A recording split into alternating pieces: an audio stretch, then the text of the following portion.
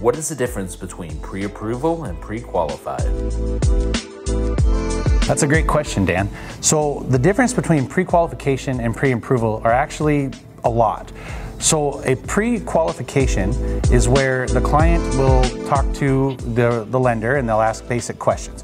What do you do for work? What's your credit score? How much money do you make a year? How much debt do you have? Just some basic pre-qualification questions, and they kind of do some math on paper, so we'll put down, you make $20,000 a year, you make $5,000 a month in car payments, and they do some math. That's a pre-qualification.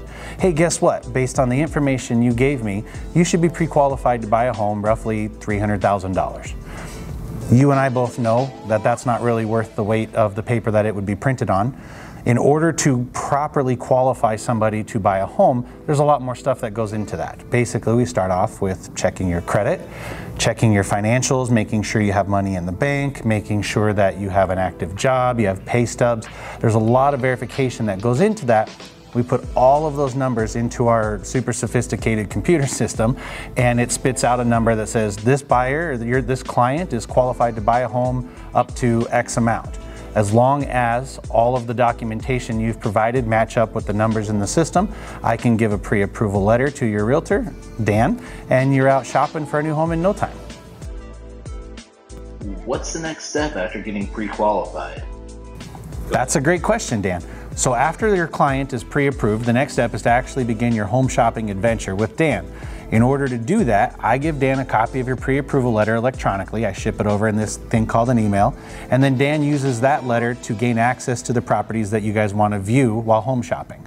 Most realtors require that in order to view a home these days that you've already been pre-approved with a reputable lender. That's where I come in. So the step after that is once you've found the house that you want to purchase and you put an offer in, you work with Dan. Dan will begin the stressful negotiation portion for you. That's the beautiful part about having a real estate agent. They handle the stressful part. He'll come back to you and say, okay guys, here's the negotiated offer. Do you like this? If you do, sign here. Then he takes it back to the sellers. They sign there, and we're on our way. The very next step after that is putting down your earnest deposit. What is an earnest deposit, you might ask? That's pretty simple. That is actually just your initial investment into the property to show the sellers of the property that you're serious. That can be negotiated. Definitely speak with Dan about that. They can go as low as no earnest deposit up to anything that you and the sellers agree upon.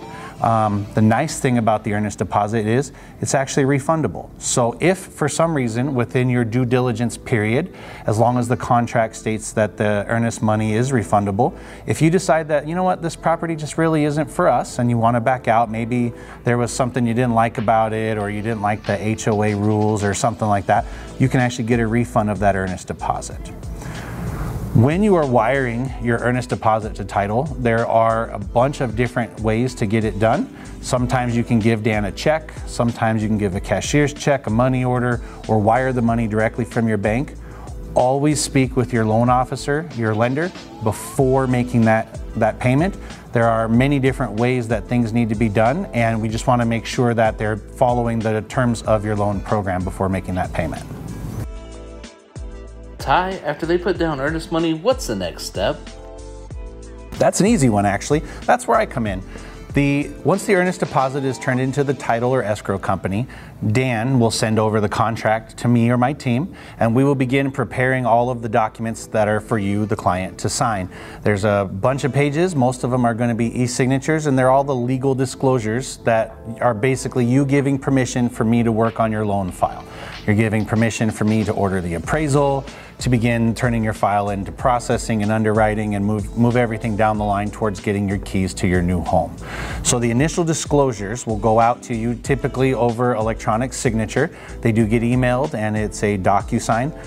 Quick side note, make sure to always check your email during the home buying process every day if possible. Most of the communication these days is electronic, and there will be a lot of DocuSign things that need to be done during the process. So once the initial disclosures go out, you guys do the e-signature portion and get everything ready. My team will begin contacting you to gather any final documentation that we might need before submitting your file to underwriting. Once we have all of the documentation from you and the authorization to proceed, we'll order your appraisal. The appraisal is actually the fun part. That's the part that tells you the appraiser's opinion of the value of the home that you're buying. It's not the actual value, if you will, but what the appraiser does is they review all of the sales comparables in the area in the recent time period, usually within a mile of the home that you're buying. They analyze how much those homes sold for, what kind of credits the sellers might have given, any kind of repairs. They measure out the square footage and they compare all of those different things to give a reasonable expectation of value of the property. The appraisal is not actually controlled by the lender. It is done through a neutral third party known as an appraisal management company, or AMC. Basically, the lender, we hit the button, says order this appraisal. The third party company finds an appraiser that is able to accommodate that order in a reasonable time, and away we go. About a week goes by and we get your report back. We let you know what the value of the home is, the estimated value per that appraiser's opinion. And there's a bunch of pictures. They climb up in the attic, make sure there's no broken things up there. They take pictures of the paint on the outside and the walls, and it's a real thorough documentation of the quality and presentation of the home at that time. Ty, you mentioned underwriting. What is that? Underwriting is where we give all of the documents that you've provided us, photo ID, pay stubs, bank statements, a copy of the appraisal once it comes in. We give all of that documentation to another member of our team who's actually been certified and trained to review and determine if your loan is financeable based on the documentation provided. So that is, like you said, underwriting. And what the underwriter does is they'll go line by line over every document and every bit of information in the application to make sure that we are being truthful and correct in all things. So for example, on a bank statement, they'll review line by line on your bank statements. And if they notice, for example, a child support payment coming out every month or a child support payment coming in, they might actually ask us, hey, can you check with the client and find out what that payment is or what's it from? Or they'll review your photo ID, make sure that it's a valid photo ID, make sure it's not expired, things like that. So they are basically the final sign off of all of the documentation that we've provided, that we've gathered from you in the initial process to make sure that everything is correct. Once we have the appraisal in hand and the initial underwriting has been complete, the next step from there is called the initial CD, or the initial closing disclosure. And what that is our doc department's estimated version of what your final fees are going to look like. They take the fee estimate that comes from the title and escrow company, and they attempt to balance with it kind of ahead of time just to get a good idea of what that looks like. That document will go out to you electronically. Once you have acknowledged that you've received it and reviewed it, we can then begin the clock to start working towards closing of escrow and getting the keys to your house. Once you e-sign that document, there are 3 calendar days that have to pass, 3 business days have to pass. So the only day on the calendar that does not count would be Sunday. And then after that 3rd business day, then you can actually get keys for your house if we were able to close on time. If title was ready, if the sellers were ready, if we've made it all the way through underwriting, and by that time, that's the soonest you can legally close. What that means is that as far as closing, you would go to the title company, you would sign all the documents, you would wire your final funds to the title company, your final down payment, and then everything gets released and reviewed and sent up to the government, and they sign off on it, and you're a homeowner a few hours later. Ty, what are some do's and don'ts during the home buying process? The most important do that I can think of is always communicate with your lender and your realtor. So quite often people will do things like win megabucks or something and put all of their money in cash in the bank. We can't use cash that's been deposited in the bank unless it's done in a certain way. There are very specific guidelines that have to be covered whenever you're making any changes with your credit, with any type of financing or anything financial. Even with your jobs, before you make any changes in your life during the home buying process, always at least speak to your realtor, if not your lender, to discuss, how those changes are going to affect your pre-approval. Quite often people think, oh, well, I'm going to go from this job where I made $50,000 a year to this job that makes $100,000 a year, so that makes my approval better. What they don't think about is they're going from, maybe a salary type job or just an hourly type job to a commission pay. Yes, you and I both know that your pay has gone up considerably, but now your pay is on a variable pay income because you are commissioned. That changes the pre-approval altogether, and oftentimes people forget to ask us, hey, is this okay? Should I do this? It's very important to be open with your communication with your lender at all points of the mortgage lending process. Some of the most important do's: always make sure your bank account is increasing. If you have cash, use that to buy things like Starbucks and lunch at McDonald's or something. Don't deposit it in the bank. Try not to use your debit card throughout the process. Try not to use your credit cards. Let your bank account grow naturally by spending the free cash that you do have for the things that you can throughout the process.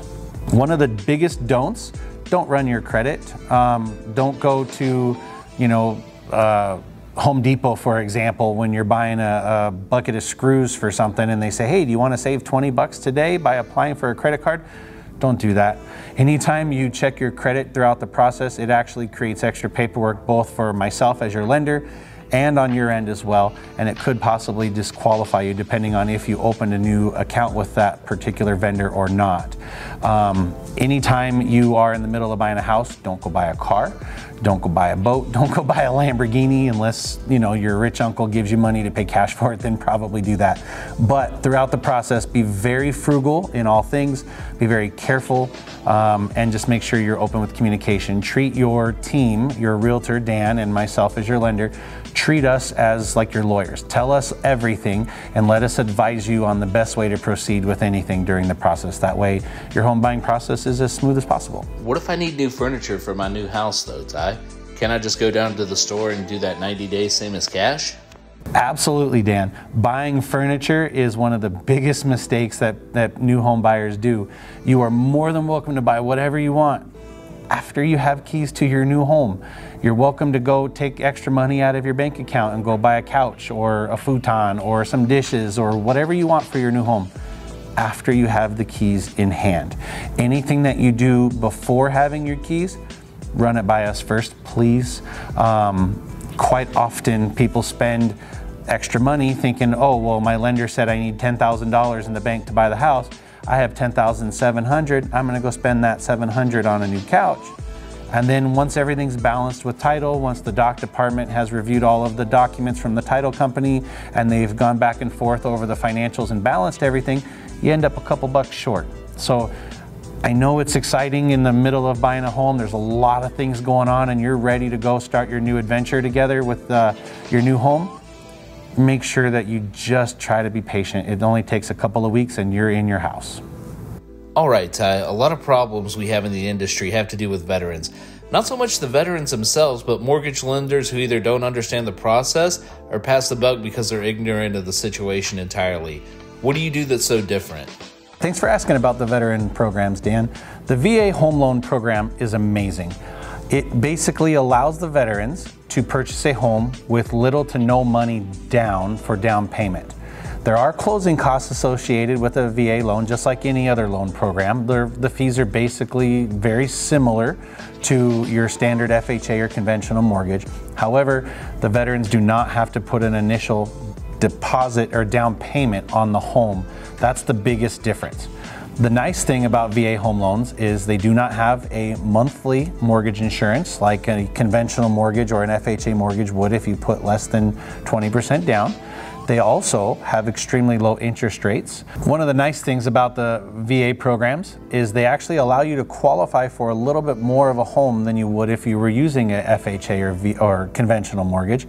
Part of the reason for that is they do not have mortgage insurance and the lending limits are a little bit higher, where your traditional conventional mortgage kind of caps out between 45 and 50% debt to income ratio. Your FHA mortgage caps out between 50 and 57, just depending on your scenario. A VA loan does not have a limit as far as the debt to income ratios in the traditional sense of speaking. They actually take a lot more things into account. They take the monthly maintenance estimates for a property. They take your taxes into account, your household size. There's a lot more information that is collected in order to determine your qualification for a VA program. That does a lot of benefit for our veterans. It makes sure that they're actually qualified to buy the home that they're purchasing. The nice thing about VA loans is they do not have a traditional loan limit per se, where a conventional mortgage in the Clark County area is limited to $548,250 for the maximum loan amount in 2021. A VA loan does not have a loan amount. I've done VA loans all the way up to $1 million, some of them a little bit higher than that. And it really just depends on the qualifications of the buyer. There's not a limit to be able to use that loan program. One of the most common questions people ask is, can I use my VA home loan more than once? Yes, you can use your VA home loan over and over and over as long as you've either sold or refinanced your previous property out of the VA loan. Or often if you're moving from one area to another, you can use your VA loan again without selling the previous property, assuming you qualify with your debt to income ratios. With a VA mortgage, you are not necessarily limited to the amount of times you can use the loan. Basically, if you buy a home using your VA mortgage, you do sign documentation stating that it's going to be your primary residence and you're going to live in there for at least a year. If at some point during that time you decide that you need to move, either you're relocating for work out of state, out of the city, something like that, or your needs change and you need a bigger house. Maybe you got married since you bought the home and now there's 17 kids in the house. Who knows? Whatever kind of qualifying life change that you have, that gives you a good reason to move on to something different. That being said, if you decide to sell your existing home and buy a new one, you can use your VA loan basically the very same day, as long as it's after the close of the sale of your other home. I get this question a lot. Are people with disability incomes able to buy a house? Yeah, absolutely, Dan. So we are able to use any type of disability income as long as it is a permanent, meaning 3 years or longer disability income form. So for example, our veterans, if they get a disability rating that is usually for their lifetime, and it'll be, for example, let's say $3,000 a month for the rest of their life, we can actually use that towards buying a home as your income to help you qualify. If you have Social Security income or employer-related disability income, as long as it lasts longer than that 3 years, we can absolutely use it. What about child support, Ty? Are people who receive child support allowed to put that down as income when they're applying for a mortgage for a home? And use child support income for qualification purposes, as long as we can provide proof of receipt of the child support. A court order is typically required showing that it is legally required that it is paid. And we also have to have 3 years remaining on the child support. So if your child is just about to turn 18, depending on that court order, we may or may not be able to use it. If your child is 2, for example, then it would be almost no problem to use that child support income towards qualifying. What kind of properties can you buy with a VA loan? You can actually, your options are quite open. You can buy your standard single family residence, you can buy a condo, you can buy a townhome, you can even buy manufactured housing as long as it fits within the VA guidelines. You can buy, your traditional brownstones, you can buy fourplexes, duplexes, as long as the main unit of the property is going to be your primary residence, you can use it to buy one of those as well. As far as manufactured homes, you do need to make sure that they are fully converted over to single family residence type property where they are permanent. There's a lot of different ins and outs with those, but make sure you talk to your lender and to Dan about how to find the specific type of property that you're looking for.